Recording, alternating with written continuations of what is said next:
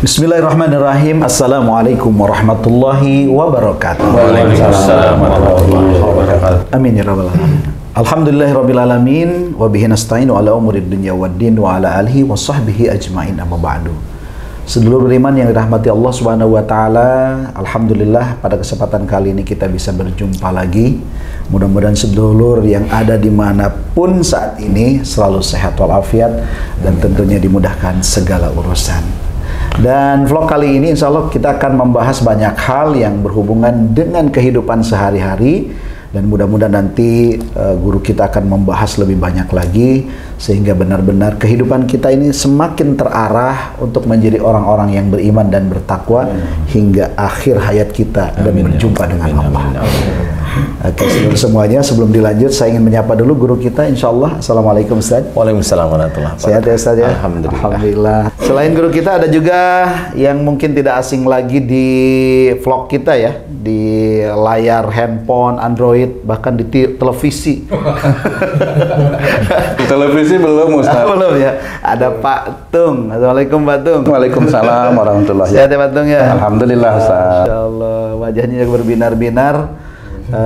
Mungkin karena banyak hal yang membahagiakan insyaallah. Ya. Dan di sebelah kanan kita ada satu lagi Bang Zai. Assalamualaikum Bang Zai. Waalaikumsalam Ustaz. Kok bajunya bisa Levi's semua, cuma beda warna aja sedikit.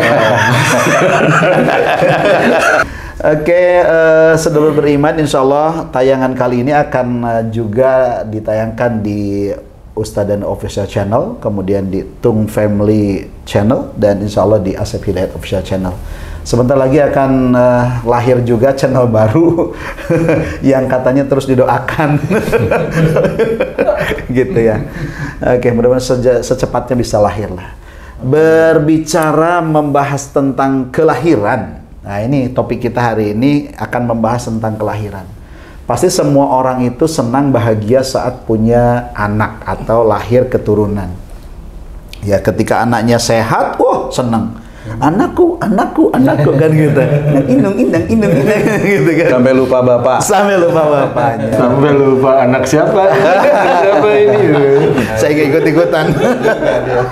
Oke. Intinya ketika melihat anak kita sehat atau keturunan kita sehat, senang, bahagia banget. Tapi masalahnya kan tidak selamanya juga sehat. Kadang-kadang anak kita mengalami yang namanya sakit. Betul. Nah, salah satu yang mungkin sering kita jumpai di masyarakat, bahkan mungkin hampir semua lah, rata-rata ya anak-anak itu pernah mengalami kejang. Tiba-tiba kejang, gitu, step mungkin ya. Bisa. Dengan tinggi suhu badannya yang mungkin di atas 40 kan bisa step. Nah, kalau melihat hal yang seperti ini, kira-kira Gurunda, ini penyebab pada anak sehingga step atau kejang itu apa? Apakah berhubungan dengan dosa orang tuanya? Apakah berhubungan karena makanannya? Atau karena suhu ruangannya yang tidak ada AC? Monggo, Guru.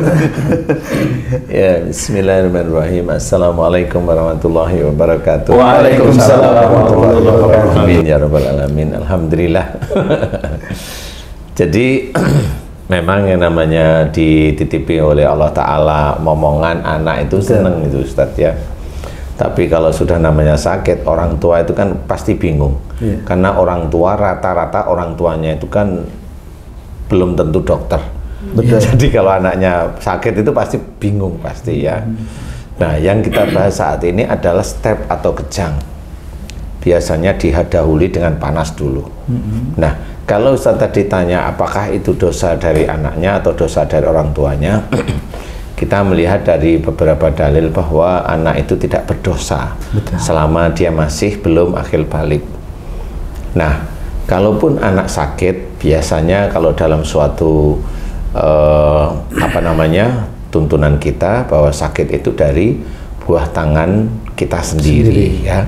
Tapi kalau anak kan enggak buah tangan. Nah, disinilah yang akan diterjemahkan bahwa anak yang disenengin sama orang tuanya inilah menjadi alat cara Allah mengingatkan orang tuanya. Karena orang tuanya kan senang sekali kelahiran anak itu. Nah, Allah akan menitipkan sakit ini kepada orang tuanya bisa saja melalui anak tersebut. Yaitu salah satunya umpamanya kejang. Kenapa anak itu bisa kejang? Kemudian ada kejang, kemudian panas tinggi, kemudian yang dulunya bisa berjalan jadi nggak bisa berjalan, kan gitu ya. Ada yang kejang yang dianalisa oleh dokter akhirnya itu menjadi epilepsi seperti itu. Ada yang kejang menjadi tidak mampu berpikir, jadi kepandaiannya merosot, itu juga ada. Dan kejang di sini adalah awal. Nah, bagaimana cara kita sebagai umat muslim itu memahami cara Allah itu interferensi ke kehidupan kita sehari-hari. Allah itu intervensi ke kehidupan manusia. Salah satunya itu adalah dengan diberi nikmat rizki mamanya. Nah, itu Allah intervensi. Kemudian cara Allah memberikan kepada kita sakit itu Allah intervensi sebenarnya. Jadi semuanya intervensi ya? Ya pasti, karena yang ditempuh oleh orang itu. Jadi orang itu menempuh cara hidupnya bagaimana, Allah melihat nanti kalau Allah intervensi itu orang itu nggak mau tahu, nanti Allah memberikan peringatan, kasih sakit ini. Kalau seseorang itu dia melakukan aktivitas baik, ibadahnya baik, ikhtiarnya baik, Allah intervensinya memberikan nikmat berupa harta. Kalau dari harta itu dia bersyukur setiap saatnya, bukan cuma menerima tiap bulannya, bersyukur setiap saatnya disyukurin. Allah melihat nih orang bersyukur setiap saat, berarti dia bisa aja amanah. Kemudian dilihat pada saat amanah dia memberikan sebagian uangnya untuk sedekah, enggak. Kalau dia memberikan uangnya untuk sedekah, Allah melihat banyak yang dibantu. Berarti orang yang tipe begini nanti akan dititipi oleh Allah Ta'ala rizki yang lebih cukup banyak, lumayan lagi gitu. Nah, cara Allah intervensi itu di situ. Jadi bukan karena orang itu mengamalkan sesuatu sehingga rezekinya berlimpah. Enggak. Wong orang yang nyuruh sendiri belum tentu dia rezekinya berlimpah. Betul. Kan gitu ya. Itu hanya cerita atau ceritanya. Nah, intervensi Allah kepada anak kecil yang menjadikan kejang ini sebenarnya adalah peringatan dari Allah Ta'ala, turunan dari wa ma asabakum min musibatin fa bima kasabat saydikum. Apa saja musibah yang kau terima itu disebabkan dari buah tanganmu sendiri. Jadi anak yang kejang itu ada pada kepala, pada titiknya yaitu biasanya ada pada motoriknya, kemudian kecerdasan, cara berpikir, mata, pendengaran itu terkena, kemudian mulut, kemudian tangan. Nah, ini menandakan kalau diawali dari panas, berarti salah satu orang tuanya si adik yang kejang ini, Ustadz, itu insya Allah dia sering menyimpan marah terhadap orang tuanya atau salah satu orang tuanya karena suatu permasalahan. Jadi bisa aja memang si orang tuanya si adik itu agak kelihatan pendiam, tapi dia sebenarnya ada persoalan dengan orang tua yang dia marah tapi diam. Nah, itu kalau tidak diselesaikan sebelum si adik ini ada, tidak diselesaikan itu gimana cara menyelesaikan secara muslim? Dia minta maaf pada orang tuanya, dia mohon ampun kepada Allah Ta'ala. Ini kan harus diselesaikan, karena kita sebagai umat Islam itu mencoba untuk mempercepat proses tobatnya kepada Allah Ta'ala. Umpamanya ayatnya sudah dijelaskan, wasyari'u ila maghfiratin min rabbikum, jadi dijelaskan bahwa bersegeralah kamu ke dalam ampunan Tuhanmu. Berarti di sini kita diharuskan segera, cepat. Kalau kita ada kesalahan terus. Kalau kita nggak ada salah, nggak ada orang itu nggak salah. Kamu aja yang tidak pernah evaluasi. Betul. Ya, kalau ada orang evaluasi itu pasti setiap hari dia tahu bahwa dirinya itu selalu berbuat kesalahan. Kecil atau besar dia akan berbuat kesalahan. Nah, di titik inilah yang harus kita bahas, bahwa orang tuanya si adik yang kejang ini ada persoalan dengan orang tuanya.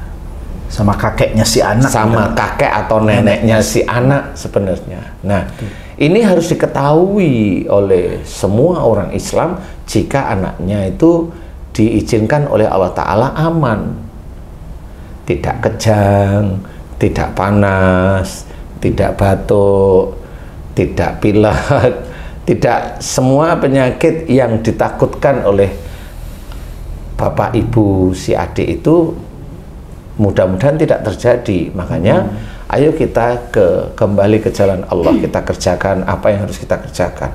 Mohon ampun, jangan hanya cuma istighfar. Ketahui kesalahan, mohon ampun beneran. Dan berubah. Karena taubatan nasuha itu kan harus ada perubahan dalam sisi sikap ya Ustaz. Sikap, perilaku itu harus berubah, tidak seperti yang kemarin-kemarin dulu istilahnya. Jadi sehingga itu nanti menjadi adik yang kejang itu aman. Tapi bagaimana? Ini saya sudah mohon ampun, saya sudah minta maaf, tapi masih kejang. Lah, minta maafnya kan nggak sekali. Kamu melakukan kesalahan kepada orang tua itu berapa kali? Betul. Jadi pada saat berapa kali itu langsung di dalam pikiran kita, hati kita, oh saya banyak dosa. Khususnya umpamanya dengan ayah saya. Berarti dosa saya banyak, saya akan minta maaf sama beliau. Niat saya akan minta maaf dan saya tidak akan jengkel lagi kepada ayahku, pada ibuku, lillahi ta'ala. Nah, setelah itu pergilah ke rumah orang tua, minta maaf dengan kalimat yang jelas.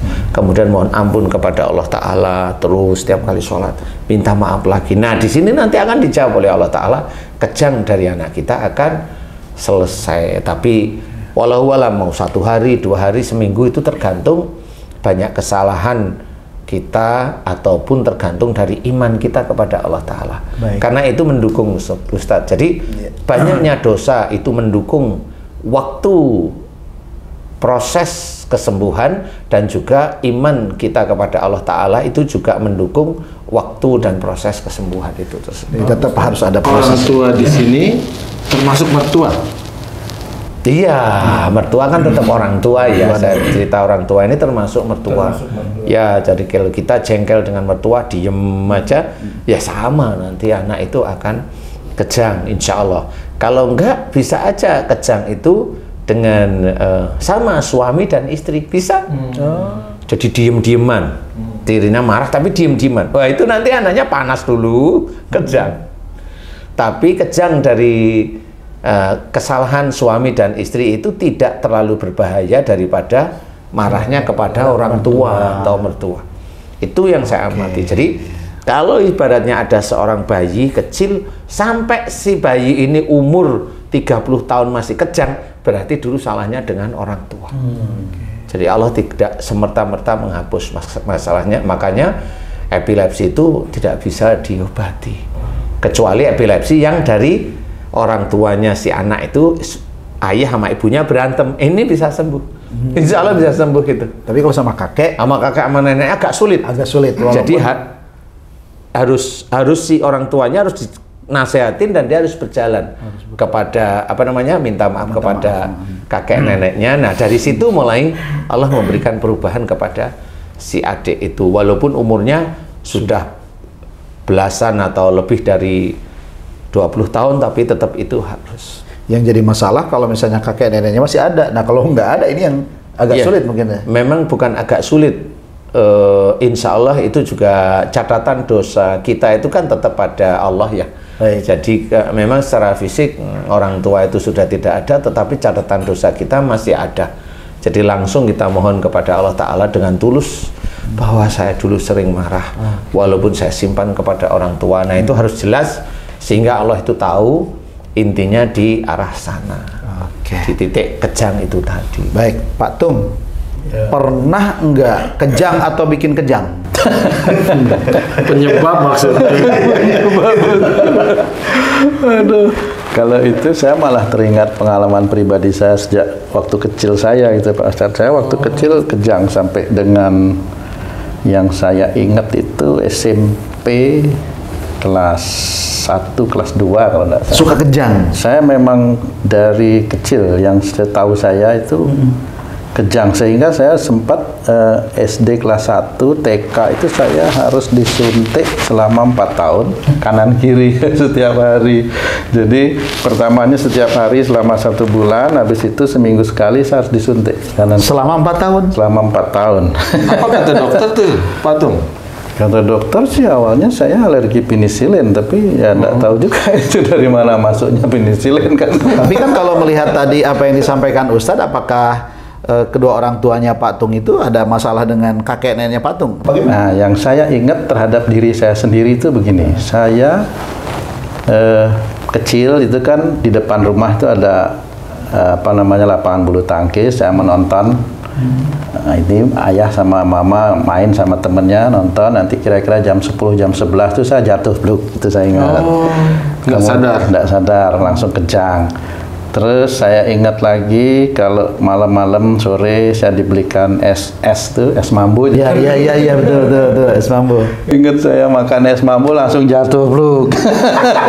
Kebanyakan kali itu, Pak. Jadi memang karena kaget, walau alam saya nggak tahu, tapi memang itu pengalaman kecil saya kebetulan ya, saya sering Coba sekarang tanya apa yang dirasakan Pak Tung, mungkin bisa tanya sama Ustadz gitu. Ini kira-kira seperti apa nih kasus yang dia dapat? Tadi kan Ustadz sudah menyampaikan bisa jadi itu apa namanya orang tua yang marah kepada kakek nenek gitu ya. Saya mungkin juga benar itu kalau saya pikir-pikir itu. Ya karena kan, wah ini karena begini Pak Ustadz, saya kan apa namanya kakek nenek saya itu kan beda agama ya, non Muslim ya, non Muslim ya, dan banyak hal lah di situ yang terjadi. Bisa jadi mungkin orang tua saya salah satunya atau dua-duanya ada masalah dengan orang tua beliau ya. Bisa jadi begitu, saya rasakan juga seperti itu tuh sampai sekarang barangkali. Ustaz, kan tadi kan sudah cerita tuh dari Pak Tung ya bahwa orang tuanya kakek nenek berarti Pak Tung itu kan berbeda keyakinan. Apakah masih tetap juga ada hubungannya walaupun dia non Muslim ketika seorang anak menyakiti orang tuanya dan berakibat kepada cucunya? Kalau dilihat dari saat ini, mamanya Tung itu sudah nggak kejang. Berarti ini persoalan hanya pada orang papahnya aja. Kalau dari ke kakek neneknya, dia sampai sekarang harusnya kejang. Oke. Jadi itu kuncinya. Jadi sama seperti mamanya ada seseorang nih, laki atau perempuan, rata-rata laki. Dia itu umur di 45, dia tensinya tinggi. Saya tanya, tensi tinggi mulai kapan? Mulai umur di 35 Ustaz. Nah di titik itu saya langsung paham bahwa dia pasti menyimpan marah kepada orang tuanya. Makanya di umur 45 dia harus minum obat penurun tensi, dan itu selamanya.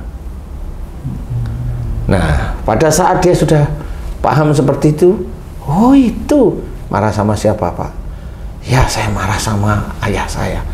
Saya menyimpan marah betul Ustadz, karena saya lihat ayah saya begini-begini, sejak kecil saya tahu, dan di situ saya marah, walaupun saya nggak bisa mengeluarkan. Nah kemudian saya kasih tahu, mau kamu berubah Pak? Insya Allah mau, Bapak masih ada, masih, alhamdulillah masih, minta maaf. Iya. Nah setelah dia itu saya ajarkan minta maaf terus setiap hari sama orang tua, itu tanpa minum obat lagi, tensinya langsung mulai normal. Itu kalau di bawah 45 ya? Ya. Tapi kalau di atas 45 berarti? Itu dengan pasangannya rata-rata.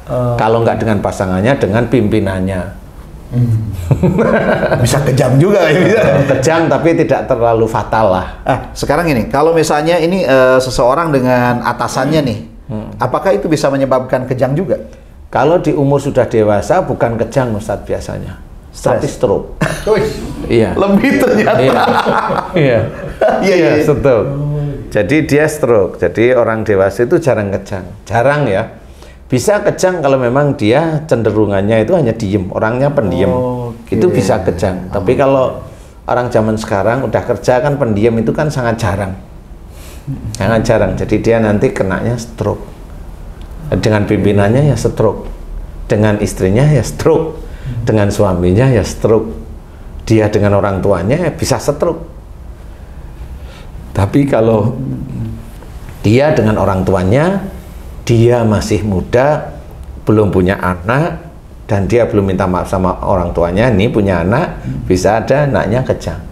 Itu kalau saya tanda bahwa si orang tuanya si adik yang kejang ini pernah atau sering menyimpan marah kepada kakek atau neneknya dan belum minta maaf.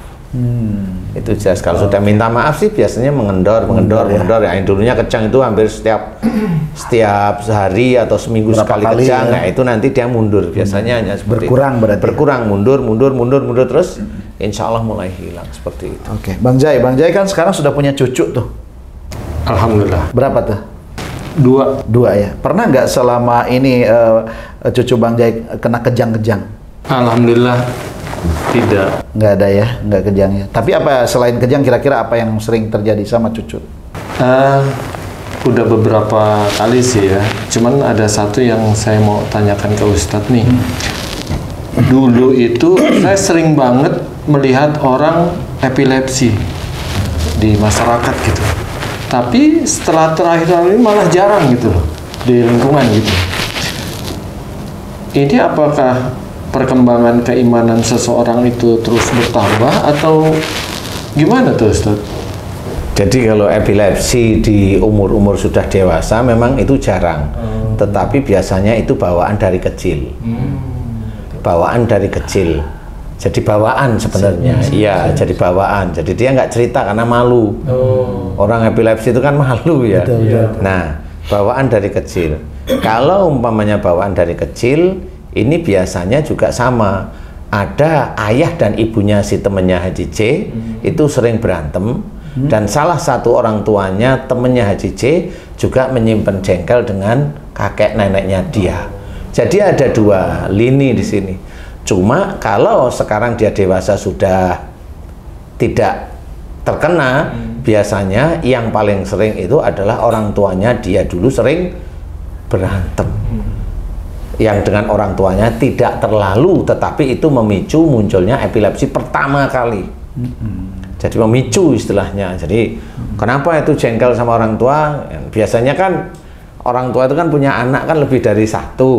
Nah, sejak muda itu tahu mamanya ini nih saya yang hobinya jengkel nih. Awalnya biasa, tapi kalau lihat saudara yang lain dikasih sama ibu, dikasih sama bapak, ya, dia memang nggak pernah ini minta. Suatu ketika dia pada waktu sudah menikah, nih saya pada waktu sudah menikah, saya ada kebutuhan nih, saya minta, saya pinjam uang lah. Nah orang tua pada waktu itu memang lagi nggak punya. Nah pada waktu orang tua jawab, aku lagi nggak punya enak. Nah, padahal menurut dia cara berpikir dia itu orang tuanya itu selalu ngasih pada saudara-saudaranya. Yang lain. Nah dia hanya berpikir, wah ini saya memang nggak disukai nih. Nah di situ itu kan dia jengkel sama itu, marah tapi Pilih kasih nih. ya ini pilih kasih itu kan terus itu. Jadi itu terus. Nah itulah yang menjadi awal penyebab bisa panas kemudian epilepsi itu ya seperti itu. Jadi dia diem, dia hanya jengkel kepada ayahnya tapi nggak diomongkan. Terus dibawa pulang kan jengkel terus nih. Nah ini seminggu pun belum tentu ini bisa selesai. Ya, dari situlah mulai pada saat istrinya nanti hamil ini sudah ditata oleh Allah Ta'ala si anak ini nanti bakal epilepsi. Jadi kalau pada waktu hamil sih biasa. Tapi setelah lahir nanti setelah mulai dia bisa lihat, bisa ngomong a i u mamanya, atau sebelum itu kejang itu bisa. Nah itu tanda bahwa ada PR si orang tuanya itu, yaitu menyimpan marah dengan kakek atau neneknya. Insya Allah seperti itu. Baik, Ustaz. Saya kan pernah tuh kalau ngelihat juga temen yang kena epilepsi tuh. Pada saat dulu waktu sekolah tuh. Terus kan namanya orang epilepsi itu kadang-kadang kan keluar cairan tuh. Terus kata teman saya, jangan dipegangnya demo nanti itu apa namanya nular gitu. Kalau kena liurnya orang epilepsi itu, ayan itu katanya nular. Itu bener gak sih? Insya Allah enggak sih. Mitos. Mitos seperti itu. Ya, insya Allah enggak. Itu hanya ininya yang berbuih itu karena ininya napasnya juga nggak beres, semuanya nggak beres itu aja. Jadi ini kayak berbusa gitu, itu kan akhirnya ya, keluar. Ya, betul. Tidak terkontrol semuanya. Jadi ya begini-begini itu. Jadi insya Allah nggak nular itu. Oke. Satu pertanyaan mungkin dari Patung tentang apa namanya tadi epilepsi kejang itu. Saya rasa cukup saya bisa memahami itu Pak Ustaz. Oke, jadi kesimpulannya gimana Ustadz nih tentang epilepsi atau kejang pada anak ini? Iya, jadi yang jelas kalau ibu-ibu yang lain sedulur beriman itu anaknya kejang, nomor satu harus difahami si ibu dan ayahnya dari adik yang kejang itu harus mencari. Karena epilepsi itu tidak ada obatnya, selamanya dia minum obat dari dokter sampai meninggalnya. Jadi saya memberi ini karena apa? Karena banyak pasien yang sudah saya pegang, alhamdulillah juga diberi kesembuhan sama Allah Ta'ala. Jadi nomor satu adalah evaluasi. Salah apa? Saya marah kepada siapa dulu?